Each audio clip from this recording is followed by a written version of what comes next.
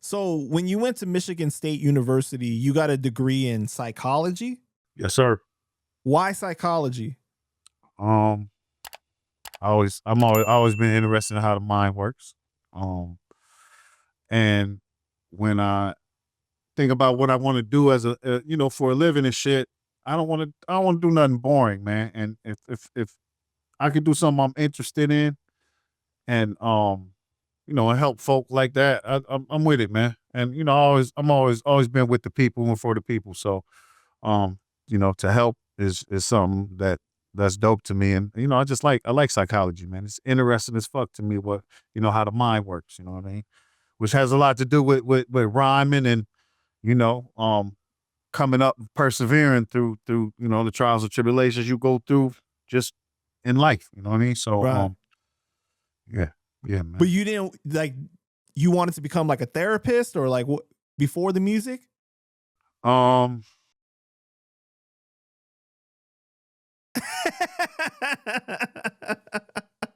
mean, I guess I saw myself on the couch telling people what's good and all that, but like I'll be 100, man. I kind of switched my major to that because I hated math, man. I fucking hated math. And MSU math was like goddamn impossible. So I never been the greatest at like algebra and calculus and shit like that. So, when I first got to Michigan State, man, I was wilding, man. I think you might have heard that my roommate was Apollo Brown. So we were up there wilding, bro. Like freshman year, we was at every party. I never studied. I had my math class, for instance, I met this chick in there and, we was kicking it, talking or whatever. And we decided, yo, you go to class on Monday, I'll go Wednesday, you go Friday, we'll just take turns and then we'll share notes. Bet it up. So I'm on some goddamn Fresh Prince shit, fucking around in college. And so I get her notes and I'm looking at shit like, what the fuck? What the fuck is this shit, man? Like it's like damn near Chinese. And then like we had a teacher and like we couldn't even really understand him. I think it was from like Poland. He had a very thick accent. And it was hard to even understand him. So we doing these crazy math problems. I'm lost, bro. I mean, that bitch lost. So needless to say, I failed that shit, man. So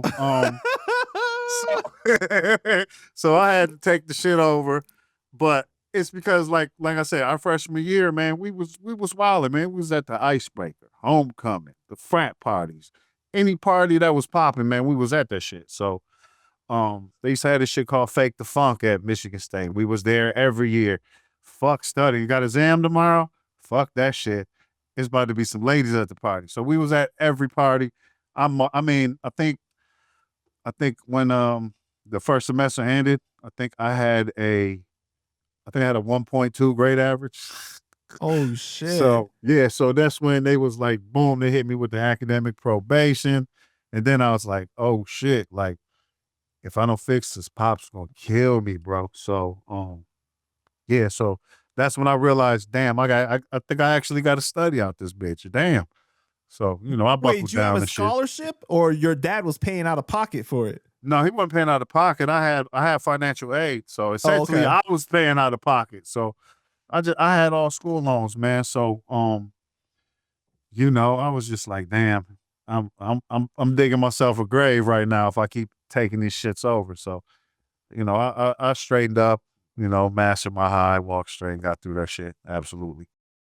Nah, man, you made me laugh so hard because that's the same reason why I got my degree in psychology too, because I wasn't good at math, man. Because I would have went into tech if I could. Hey, man, I hated that shit. They was like, yo, all you got to do is the one-on-one. And I think all we had to do was one-on-one in statistics. I was like, bet, boom. Psychology it is. I like how the mind works and all, you know what I mean? Yeah, but you can't do shit with a bachelor's, really. You know what I'm saying? In psychology. Bro, nothing, bro. I came out of college. You could become a drug dealer. I mean, you could sell the prescriptions and shit like that to the psychiatrist. You Yeah, know, bro. but Yeah, when I came out of school, you know, we looking for jobs and shit. We moved to Detroit at this point, and I ended up getting a social work job, bruh, bruh.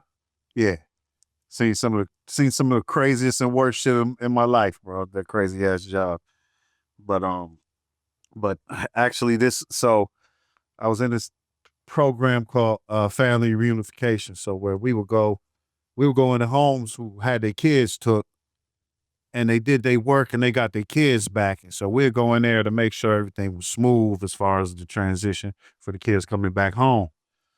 Bruh, woo, man, had some crazy ones, bro.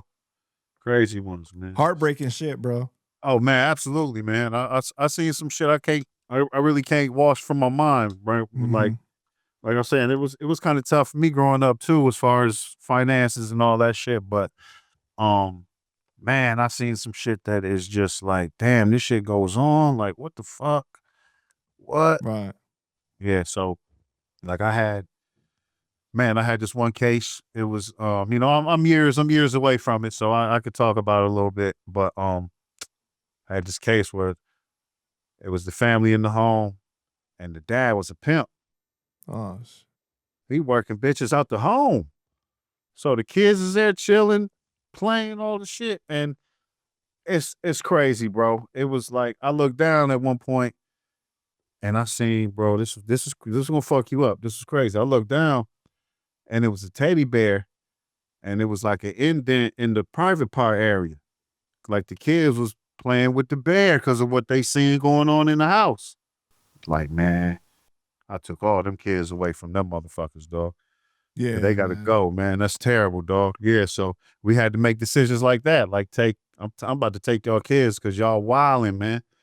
So it was, yeah, it was that, you know, that was one of the worst, man. And I done had, you know what I'm saying? You know, we'll come, you know, spend time with we had to get a certain amount of hours with the families. And you know, this is some of the worst parts of Detroit, but like, and this is also where I met Salute to Kid because he was working in the same program from the Wiseman. But like, you know, our families loved us because this is what we from. So we was on a level with it. We wasn't bullshitting with them. We was telling them the real, but it was just, you know, some of them was just crazy. Like I was in there with these kids, you know, making sure they good, getting their homework done. I said, what, dog, what is that smell?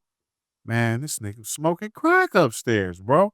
So I'm like, wow, man. So, you know, you got to report that shit, man. So I had to, you know, I had to get the kids up out of there, man. So that was, it was a crucial job, man. It was some real shit, man. So that's what a bachelor's degree in psychology gets you, man. Yep. You know what I Yep. mean?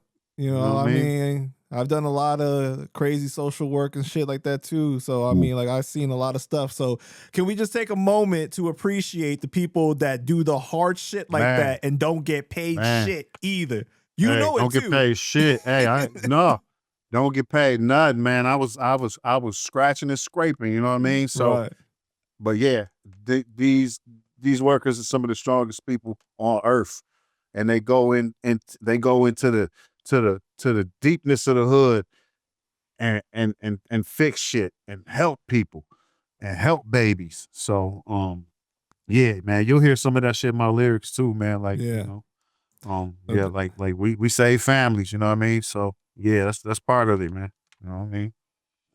So, prior to your graduation, though, you had met Civilringz, right? Like in 2001. Yeah, So, yeah, how did you yep. meet him? He heard my beats, I think, off of that website we was talking about. And he sent me a message just out the blue. So it was that point where, you know, I was like, I hit him back, and then he tells me you know, he part of the Wu and this, that, and the other, and I'm like, wow. So he said, like, yo, send me some more beats. So I sent him some more, and I sent him some more, and he's like, damn, bro. He's like, yo, this shit is so fire. Like, yo, I got to get you to RZA. So that was like that whole interaction, which was, you know, 4 or 5 months in. You know what I mean? After meeting Ranks. So, but before RZA, though, like you're meeting like Fourth Disciple and like Mhm. Killarmy and Sons of Man and stuff like that, like the That's a other fact. people, right?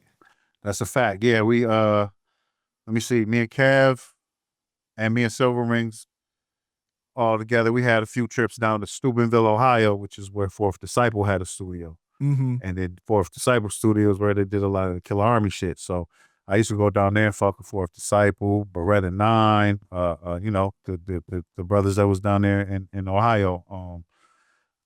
So that was a good learning process as well. I remember one time I was in there and they Fourth let me lay my first verse. Man, brother had me in the booth. I did about 30 takes. And I'm like, yo, in my mind, I'm like, dog, what the fuck, bro? Like, I'm nice. Like, why the fuck did he keep making me re-record this shit? So I'm in that bitch like, man, what the fuck, man? But I'm like, Jay, I'm like, just be cool, man. Be cool, bro. Be cool. Just keep laying it. And so finally he like, okay, that's a good take. And I'm in that bitch bugging like, I don't know the difference between the takes, dog. I thought they was all straight. But years later, recording, doing all my albums and shit, you know, it dawns on you years later, these lessons you get. You know, like when you first start out as an MC, and most MCs is like this, man, you the nicest in the world, bro.